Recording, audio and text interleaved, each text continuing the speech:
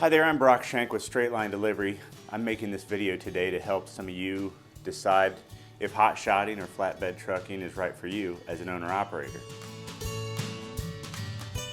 And I'm going to go over a few of the things that you can do before you buy any equipment, before you spend any money, to decide whether it's something that you should do.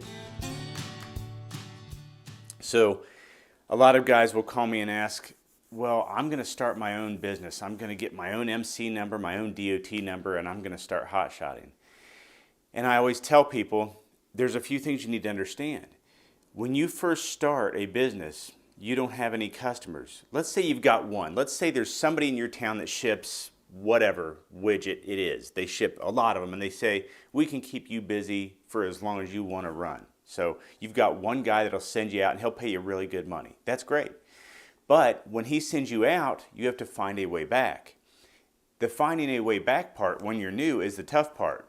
So this has nothing to do with your handshake deal with the guy who owns a business in your hometown and will give you all the freight you want. He sends you 500 miles away. Now you don't want to drive back for free. This is when you've got to develop other relationships. Well, you haven't had time yet. You just started your business because you decided to start your own company. Now you jump on a load board. And the first thing they ask is, hey, great to talk to you, Mr. So-and-so. What's your MC number? What they're really asking is, let me punch this number into the computer to see if your company has any history, good or bad. If you've got no history because you're new, that's bad. Anybody can start a trucking company, and there's a lot of dishonest trucking companies out there. There's a lot of guys in my position that have not one trucking company, but 5. So that's how they pirate freight.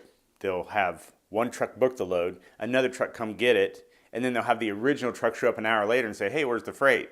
Then they go sell all the freight, and companies have kind of gotten wise to that, and you can't do that as much anymore. But they're very, very careful who they work with, because you have to remember, if you're a freight broker or you're a direct shipper, you have worked very hard to get your customers, and you want them to trust you. You've made a product that you think is the greatest. You've gotten this person to agree to buy it, and now we got to ship it there.